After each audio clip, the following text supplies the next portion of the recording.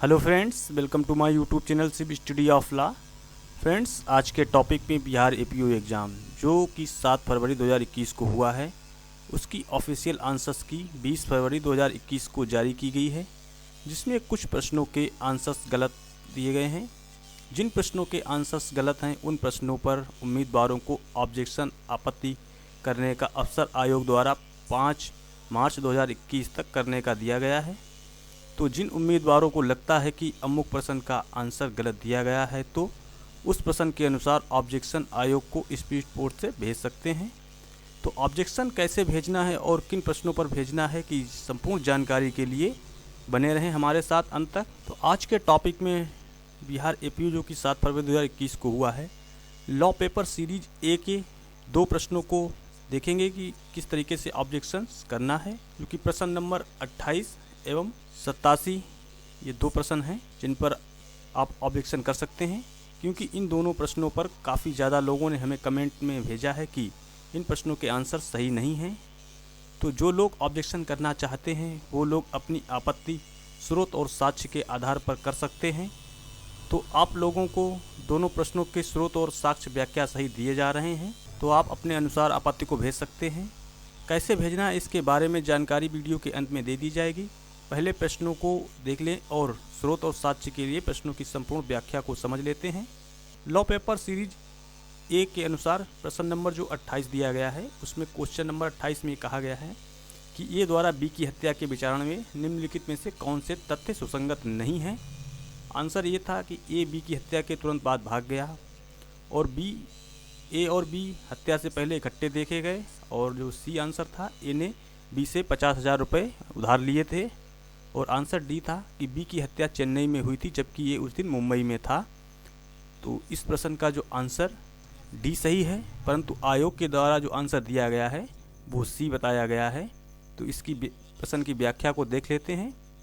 व्याख्या है कि भारतीय साक्ष्य अधिनियम 1872 की धारा 6 में निहित आंग्ल विधि की रेस चेष्टे सिद्धांत के अनुसार ऐसे तथ्य सुसंगत होते हैं जो स्वयं विवादक ना होते हुए भी किसी विवादक तथ्य से इस प्रकार संसक्त जुड़े हों कि वे एक ही समव्यवहार के भाग हों। पहला है कि ए बी की हत्या के तुरंत बाद भाग जाना, दूसरा है हत्या के पूर्व ए और बी को एक साथ देखा जाना, और तीसरा था ए द्वारा बी से 50,000 रुपये उधार लेना। ये सभी तथ्य हैं एक ही समव्यवहार के भाग होने के कारण हत्या के भाग हैं। भारतीय साक्ष्य अधिनियम 1872 की धारा 8 के अंतर्गत पूर्व एवं पश्चात का आचरण हेतु को दर्शित करते हैं, अतः तीनों तथ्य सुसंगत हैं। तो ये तीनों तथ्य हैं वो इस प्रश्न के अनुसार ए बी एवं सी सुसंगत हैं प्रश्न नंबर 28 में, और जो डी है वो सुसंगत नहीं है। इसके लिए व्याख्या देख लेते हैं। परंतु ए का यह अविभाग कि बी की हत्या चेन्नई में हुई थी जबकि ए उस दिन मुंबई में था, सुसंगत नहीं है।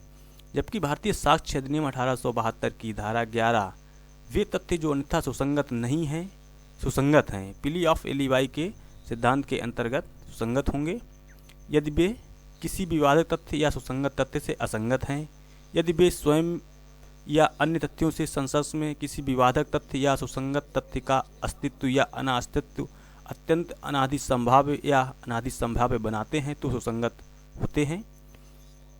यदि उपरोक्त प्रश्न जो 28 दिया गया है इस प्रकार होता कि ए ने बी की अमुक दिन चेन्नई में हत्या की, यह तथ्य कि वे उस दिन मुंबई में था, तो प्रश्न नंबर 28 का उत्तर डी सुसंगत के आधार पर सही होता। चूँकि प्रश्न जो है नकारात्मक पूछा गया है इसलिए उत्तर डी सही नहीं है। बाकी ए बी सी तीनों आंसर सुसंगत होंगे प्रश्न नंबर 28 के अनुसार, और जो आंसर डी में दिया गया है ये धारा 11 के अनुसार सुसंगत हो सकता था, परंतु यहाँ पे 11 के तथ्य प्रकट नहीं होते हैं। तो इस प्रश्न के अनुसार आंसर डी सही होगा, क्योंकि आयोग ने आंसर सी बताया है। तो इस पर आप ऑब्जेक्शन व्याख्या के आधार पर दे सकते हैं। नेक्स्ट क्वेश्चन है 87 में कहा गया है कि भारत में न्यायिक पुनरावलोकन की शक्ति निम्नलिखित में से किसके पास है, जो कि जुडिशियल रिव्यू के बारे में पावर्स के बारे में पूछ रहे हैं। तो आंसर ए में दिया गया है उच्चतम न्यायालय, और बी में उच्चतम न्यायालय उच्च न्यायालय, और सी है सभी न्यायालयों को, और आंसर डी है उपयुक्त में से कोई नहीं। तो इसमें आयोग ने जो आंसर की में दी है ऑफिशियल आंसर्स की जारी की गई है, उसमें आंसर्स ए बताया गया है, जबकि हमारे पास जो कमेंट्स आए हैं उसमें आंसर्स भी बताया गया है जो कि सही है। इसकी एक व्याख्या को देख लेते हैं। सर्वप्रथम देखते हैं कि न्यायिक पुनरावलोकन जुडिशियल रिव्यू का अर्थ क्या होता है। न्यायिक पुनरावलोकन विधायी अधिनियमों तथा कार्यपालिका आदेशों की संवैधानिकता की जांच की न्यायपालिका की शक्ति है जो कि केंद्र और राज्य सरकारों पर लागू होती है। केंद्र और राज्य सरकारों पर दोनों पर लागू होती है। परीक्षणोपरांत यदि पाया गया है कि उनसे संविधान का उल्लंघन होता है तो उन्हें अवैध, अमान्य तथा असंवैधानिक घोषित किया जा सकता है और सरकार उन्हें लागू नहीं कर सकती है। तो ये न्यायिक समीक्षा का अर्थ है। न्यायिक पुनर्विलोकन का महत्व क्या है ये देख लेते हैं। न्यायिक समीक्षा जुडिशियल रिव्यू पुनर्विलोकन निम्नलिखित कारणों से जरूरी होती है। संविधान की सर्वोच्चता के सिद्धांत को बनाए रखने के लिए, संविधान संतुलन, केंद्र एवं राज्यों के बीच संतुलन बनाए रखने के लिए, नागरिकों के मूल अधिकारों की रक्षा के लिए। सर्वोच्च न्यायालय सुप्रीम कोर्ट ने विभिन्न मुकदमों में न्यायिक पुनर्विलोकन समीक्षा की है, शक्ति का प्रयोग किया है। उदाहरण के लिए देख लेते हैं कि किन किन मामलों में सर्वोच्च न्यायालय ने न्यायिक समीक्षा का उपयोग किया है। गोलकनाथ का जो कि मामला था 1967 का, इसमें किया गया था। बैंक राष्ट्रीयकरण मामले में किया गया था 1970 में। प्रीवियस उन्मूलन मामले में किया गया था 1971 में। केशवानंद भारती का जो मामला था 1973 का, इसमें किया गया था। और मिनर्वा मिल्स के मामले में 1980 में। एवं वर्ष 2015 में सर्वोच्च न्यायालय ने 99 संविधान संशोधन अधिनियम 2014 तथा राष्ट्रीय न्यायिक नियुक्ति आयोग NJAC national judicial appointment commission अधिनियम 2014 दोनों को संवैधानिक करार दिया था, अनकॉन्स्टिट्यूशनल घोषित कर दिया था। तो इन मामलों में सर्वोच्च न्यायालय ने जुडिशियल रिव्यू की पावर्स का उपयोग किया है। इसके अलावा भी अन्य मामले हैं। नेक्स्ट देख लेते हैं कि न्यायिक पुनर्विलोकन समीक्षा का विषय क्षेत्र क्या है। तो किन किन मामलों में विषय क्षेत्र दिया गया है न्यायिक समीक्षा का। तो किसी भी विधायी अधिनियम अथवा कार्यपालिकीय आदेश को संवैधानिक वैधता को सर्वोच्च न्यायालय या उच्च न्यायालय मतलब supreme court and high court में निम्नलिखित में से तीनों आधारों पर चुनौती दी जा सकती है। तीन आधार कौन कौन से हैं इनको भी देख लेते हैं। ये कि मौलिक अधिकारों का उल्लंघन करता है तो यह उस प्राधिकारी की सक्षमता से बाहर है का है जिसने इसे बनाया है, तथा ये संवैधानिक प्रावधानों के प्रतिकूल है, संविधानों के प्रावधानों का उल्लंघन करता है, तो न्यायिक समीक्षा पुनर्विलोकन की शक्ति का प्रयोग उच्च न्यायालय एवं उच्चतम न्यायालय के द्वारा किया जा सकता है। चौथी हेडिंग्स में देख लेते हैं कि न्यायिक पुनर्विलोकन समीक्षा के लिए संवैधानिक प्रावधान क्या है। हालांकि संविधान में न्यायिक पुनर्विलोकन समीक्षा शब्द का उपयोग कहीं भी नहीं किया गया है, तब भी कुछ अनुच्छेदों के प्रावधान सर्वोच्च न्यायालय, सुप्रीम कोर्ट एवं उच्च न्यायालय, हाई कोर्ट को न्यायिक पुनर्विलोकन समीक्षा की शक्ति प्रदान करते हैं। ये प्रावधान जो है निम्नलिखित हैं। पहला है कि अनुच्छेद 13 घोषणा करता है कि सभी कानून जो मूल अधिकारों की संगति में रहे हैं या उनका अपकर्षण करते हैं, उनको निरस्त करने की शक्ति उच्च न्यायालय एवं भारत के उच्चतम न्यायालय को है। दूसरा है कि अनुच्छेद 32 मौलिक अधिकारों को लागू करने के लिए सर्वोच्च न्यायालय जाने के नागरिकों के अधिकार की गारंटी करता है तथा साथ ही सर्वोच्च न्यायालय को शक्ति देता है कि वे इसके लिए निर्देश, आदेश अथवा न्यायादेश जारी करें। तीसरा है कि अनुच्छेद 134 से उच्च न्यायालय से सर्वोच्च न्यायालय को अपील के लिए प्रमाण पत्र सर्टिफिकेट फॉर अपील से संबंधित प्रावधान करती है। और चौथा है कि अनुच्छेद 143 राष्ट्रपति को कानून संबंधी किसी प्रश्न के तथ्य पर अथवा किसी संविधान पूर्व के वैधिक कानूनी मामलों में सर्वोच्च न्यायालय की राय मांगने के लिए अधिकृत करता है। फिफ्थ है कि अनुच्छेद 226 उच्च न्यायालय को मौलिक अधिकारों को लागू करने या किसी अन्य प्रयोजनों से निर्देश, आदेश या रिट जारी करने की शक्ति प्रदान करता है। और जो 6 है कि अनुच्छेद 227 सभी उच्च न्यायालयों को अपने अपने क्षेत्रीय अधिकार क्षेत्र में सभी न्यायालयों एवं न्यायाधिकरणों, सैन्य अदालतों एवं न्यायाधिकरणों को छोड़ करके अधीक्षण की शक्ति प्रदान करता है इत्यादि।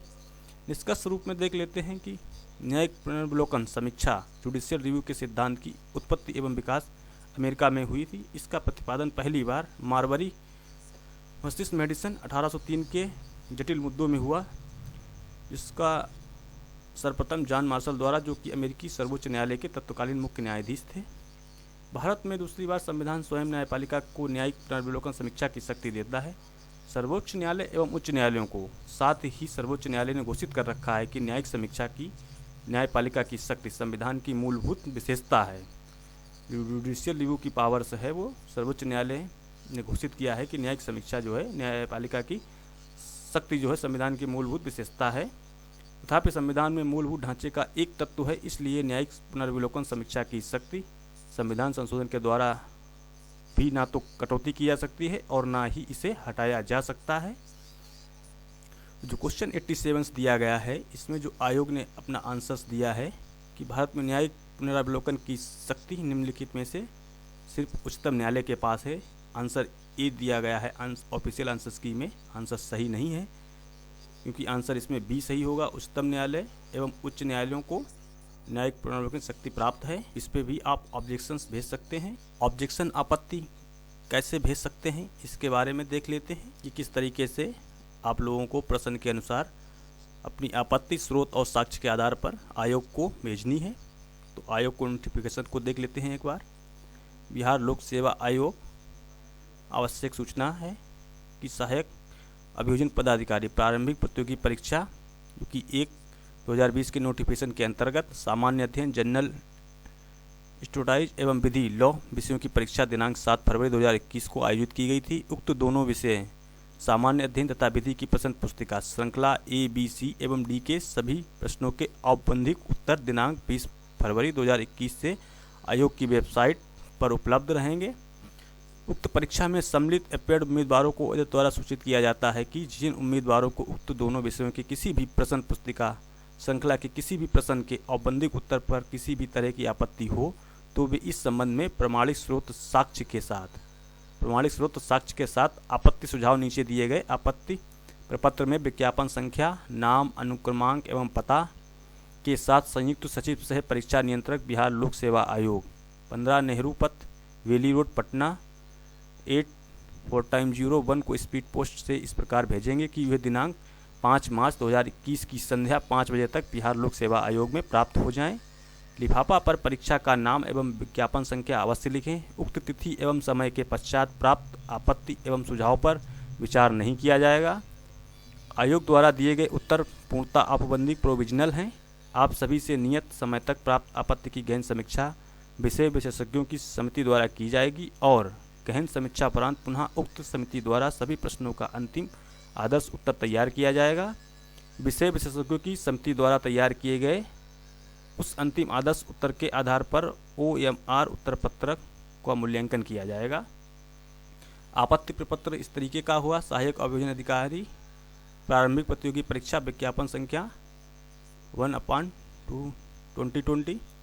इसमें सबसे पहले आपको अपना अनुक्रमांक, रोल नंबर डालना है और अपना नाम लिखना है और किस विषय पर जनरल सामान्य अध्ययन या विधि के प्रश्न पत्र को लिखना है, किस पे आप ऑब्जेक्शन करना चाहते हैं और प्रश्न की जो पुस्तिका श्रृंखला है ABCD जो भी आपका पेपर हो यहाँ पे उसको भरना है और क्रम संख्या, प्रश्न की संख्या यहाँ पे लिखनी है और औपबंधिक उत्तर जो कि दिया गया है उसको और उम्मीदवार के द्वारा जो उत्तर दिया गया है वो इस कॉलम में भरना है और उम्मीदवार द्वारा जो सुझाया गया उत्तर है कि जो उत्तर सही होगा उसको इस कॉलम में भरना है 4th कॉलम में।